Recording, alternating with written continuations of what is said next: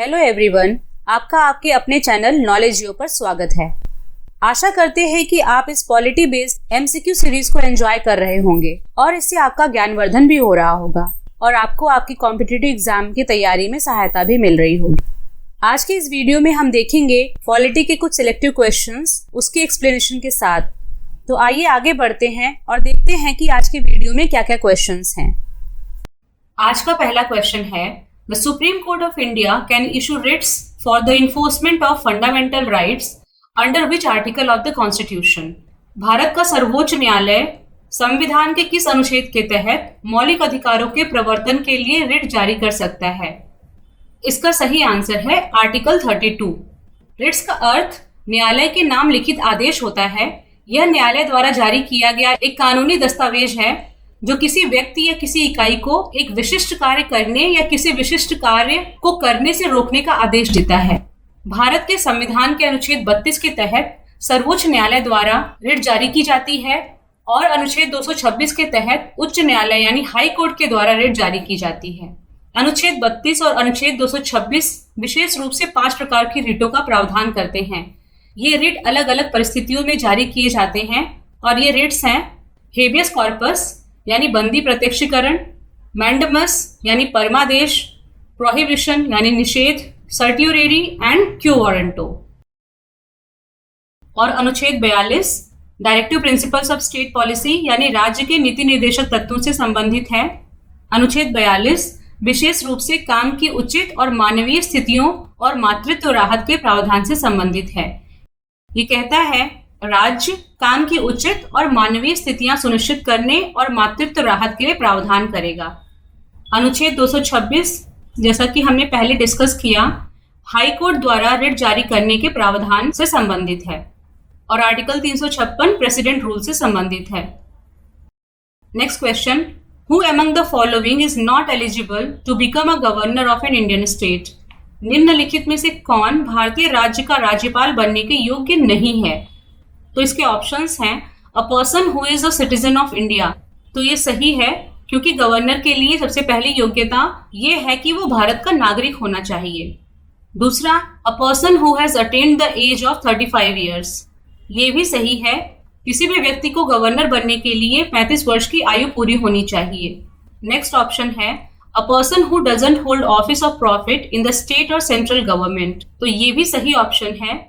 Governor बनने के लिए व्यक्ति को राज्य सरकार या केंद्र सरकार या इन राज्यों के नियंत्रण के अधीन किसी सार्वजनिक उपक्रम के लाभ के पद पर नहीं होना चाहिए।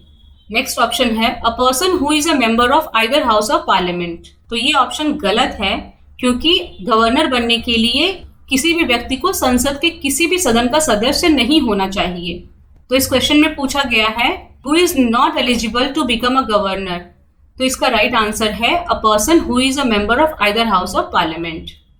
Next question, the president of India can make a proclamation of financial emergency under which article of the constitution?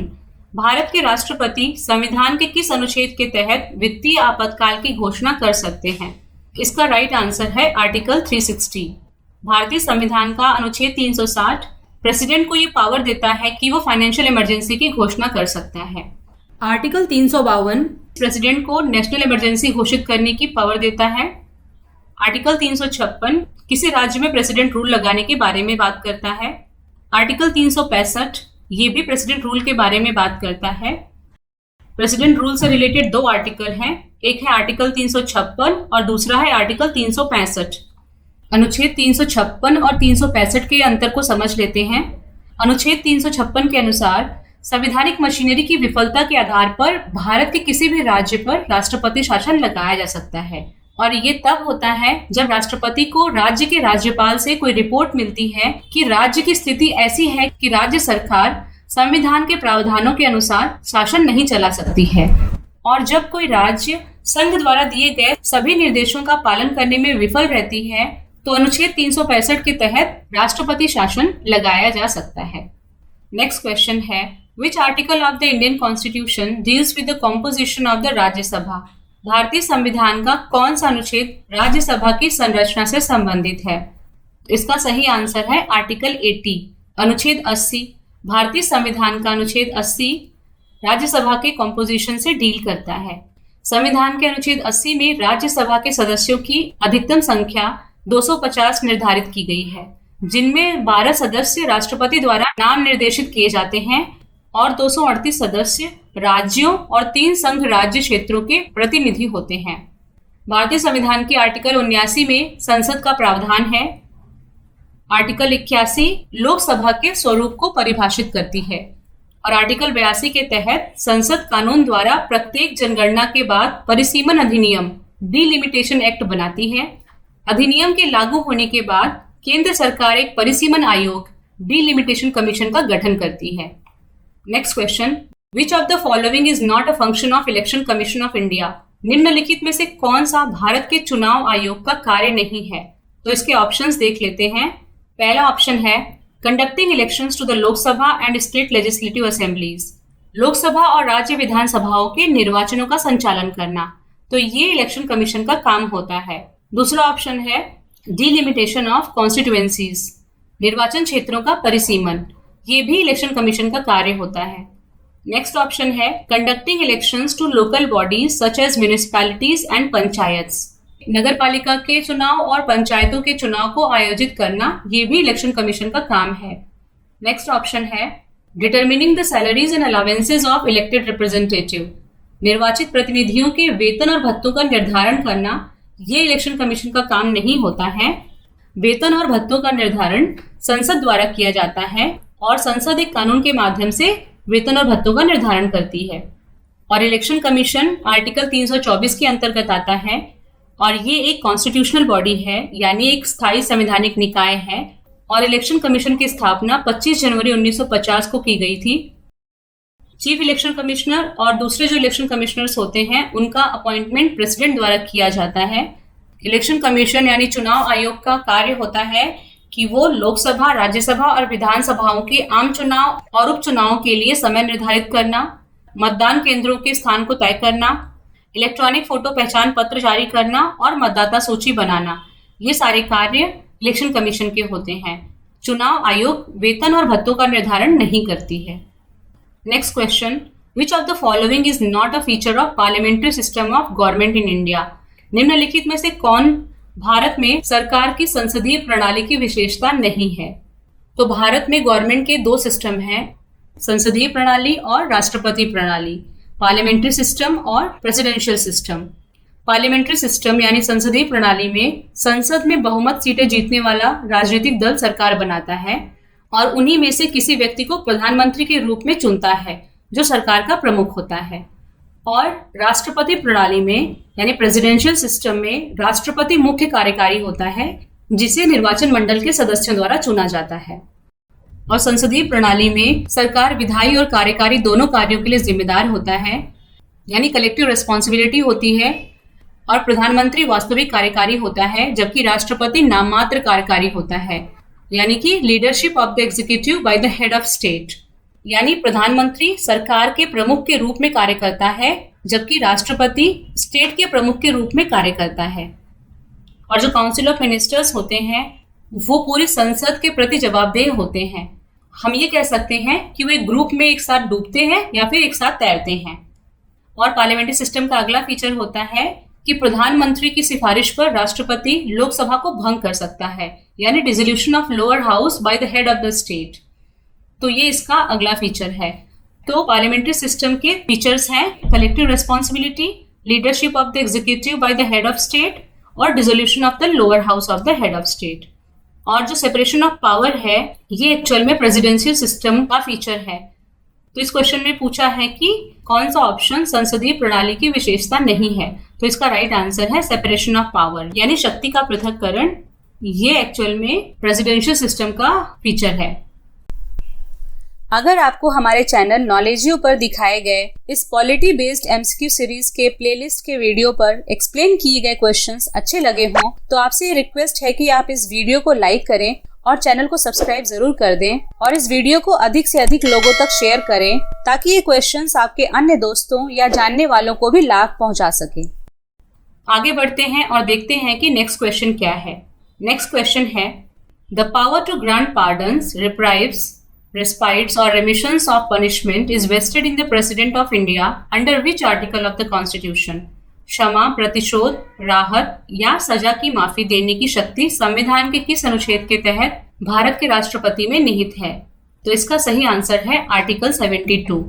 राष्ट्रपति के पास किसी भी अपराध के लिए दोषी ठहराए गए किसी भी व्यक्ति की सजा को माफ करना, राहत देना या सजा में छूट देने या सजा को निलंबित करने की शक्ति होती है। और आर्टिकल 161 यही पावर गवर्नर को देती है। और आर्टिकल 143 सुप्रीम कोर्ट से परामर्श करने की राष्ट्रपति की शक्ति से डील करता है, यानी आर्टिकल 143 प्रेसिडेंट के एडवाइजरी पावर से डील करता है। आर्टिकल 370 जम्मू कश्मीर को स्पेशल स्टेटस देने से रिलेटेड है और ये आर्टिकल 31 अक्टूबर 2019 को हटा दिया गया। नेक्स्ट क्वेश्चन है, when was the constitution of India adopted by the constituent assembly?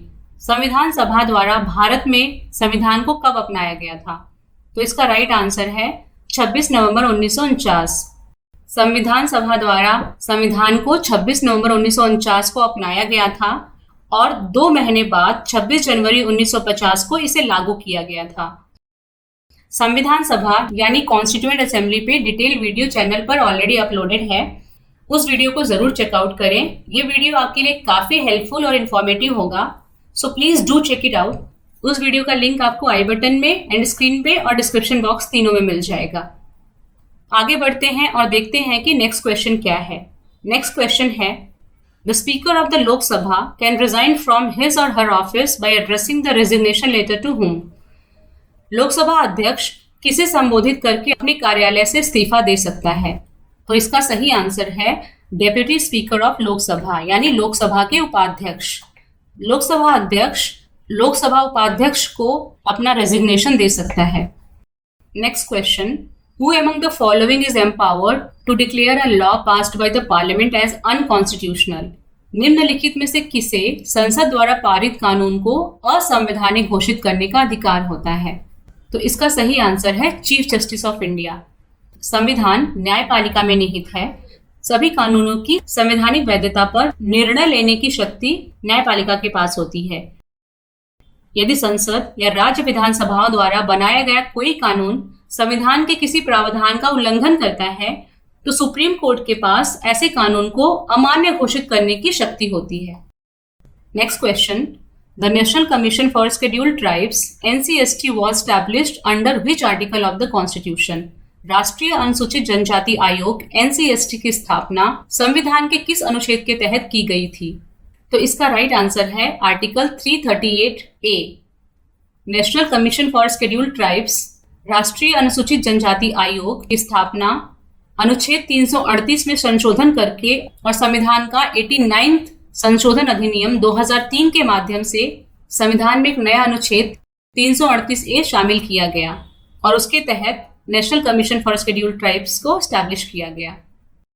Next question, which article of the Indian Constitution deals with the Vice President to act as President or to discharge his functions during casual vacancies in the office or during the absence of President?